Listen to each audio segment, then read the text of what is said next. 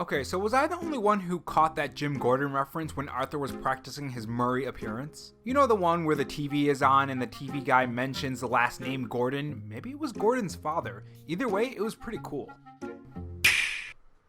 So let's talk Joker spoilers, guys, and remember, for those who are watching this without seeing the movie, there are spoilers for the Joker movie. I know who you are, I see you, but since you're already here, why not subscribe and click that notification bell for more DC movie and TV videos. The Joker movie is a very weird movie. While watching it, you sympathize with Arthur Fleck, especially when his condition starts to act up. The movie starts him off with therapy, laughing, and at this point in the movie, you don't know that it's a medical condition brought on by the abuse from his mentally ill mother's boyfriend as a child. Yeah, we're starting off with the big stuff. And this really worked for the movie because it not only doesn't tell you the reasons why Arthur is laughing was caused by his mother's boyfriend striking him in the head until the beginning of the third act where Arthur Fleck slowly starts to disappear and Joker takes over. And while he's reading the medical files to find out how all this started, how his laugh was caused and who caused it, he starts to cry. Even though he murdered people, you still feel bad for the guy, which is both odd and doesn't really sit well with me and probably a lot of others. Like, you don't condone his actions, but you can see what drove him to that point. We also see Arthur fall in love, and the most simple thing the movie did, but it was so effective at the same time, was not allude to the fact that it was all in his head. All those scenes with the girl were all in his head. She wasn't even there. The audience, me, and even Arthur Fleck generally thought this woman was there the whole time, but as we find out she wasn't there and Arthur realizes this, we get this, oh, I see, holy crap moment. I mean, up until this point, his mom's been in the hospital, he got fired from his job, people laughed at him on stage. It's not a good week for Arthur Fleck. I mean, did you see how happy he was? Granted, this was after he killed those Wayne employees, but to find all this happiness was just a figment of his imagination is, well, crazy. Now, speaking of his job, Arthur works as a clown, go figure, right? And this being Gotham, his co-workers lends him a gun. Now, it drops out of his coat while on a job and he's fired, and of course his co-worker's not gonna tell the boss the truth,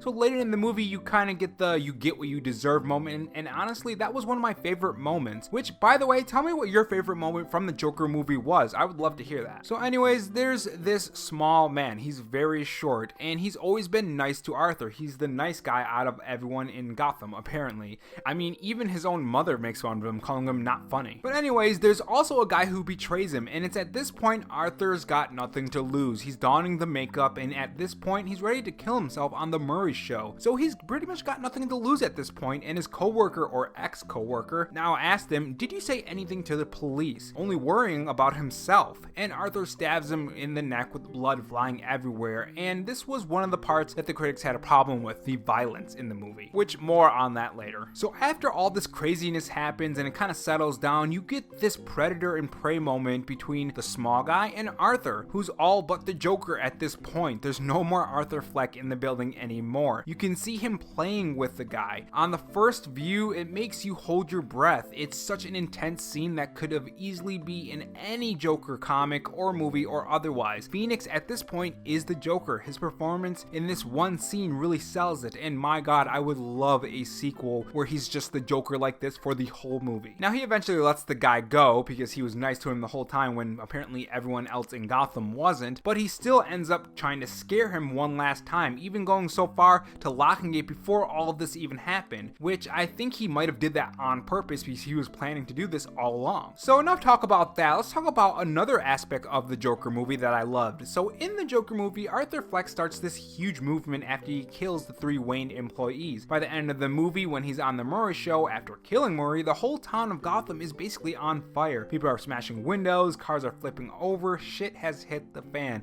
And this is where we get the scene where a man wearing the Joker mask following the Waynes into the alley after seeing Zorro. And you already know what's gonna happen in this scene, but the reason why I love this and why I love that the Joker is indirectly responsible for the death of the Waynes is because it connects him to Batman. Batman and Joker are basically inseparable. They are two sides of the same coin. It's something that I think really fits for this origin, and if they ever wanted to do a Batman spin-off, I think it could work. I feel like the reason why the scene is in there to leave the possibilities open, and that's why they put it in there, and I like how they worked it in there. If they ever do a Batman universe with this Joker, I think it will really greatly greatly lend himself to the Batman because they set up the Joker first. If they ever do try to start a universe out of this Joker universe, or whatever you want to call it, or the DC Black Label universe, I think it would be pretty interesting, because usually you start with Batman, right? You would think a universe from DC would start with Superman or Batman, the iconic characters of DC Comics. But if they end up starting a universe with the Joker, I think it can extend to something really good and get some really good stories out of that. And if not, we still have this fantastic Joker movie. Now, one thing I didn't agree on more with the critics than the movie itself was that there was a lot of violence in the Joker movie, something that the critics were talking about before the movie was released to the public. And while there is a lot of violence, there is some blood in it, it's not worth a complaint. The killing of the Murray, the subway kills, the co-worker were really only disturbing kills. They were disturbing, don't get me wrong. And when Arthur kills his mother too, of course, that was actually pretty disturbing, but not in a way that is a bad thing for the movie. I mean, if you've watched the newest Rambo, you know there are some pretty gory kills in that movie. It's 100 times worse than the Joker movie. And what did you expect? This is the Joker. This isn't something new to the Joker character. Joker has done some pretty messed up things in the comics, 100 times worse than what he did in the Joker origin movie. I'd even go so far to say that this is tame compared to what the Joker did in The Killing Joke. Now, one thing I can't wait for is the next DC Black Label or Elseworld movie, whatever they call this type of brand for DC movies, because after this there are sure more to come. More giant actors, more giant directors, and just so much cool stories that we can see. Can we get an Injustice movie? That would be pretty insane. Or Superman Red Son, or Tower of Babel. Something insane that we never thought would happen, like a Joker origin movie, could now be possible because of the success of the Joker movie. Actually, tell me what story you want to see from the comics or TV show adapted into the next DC Elseworld movie or DC Black Label movie. And if you got this far, make sure you subscribe, like, and share this video. The more interactions you guys do, like likes and shares, really helps the video out a lot and means a lot to me, especially when you comment in the comments section below, because I love having great conversations about the topics that I talk in the video with you guys. So other than that, tell me your thoughts on the Joker movie, and thanks for watching my video, and have a good one, guys.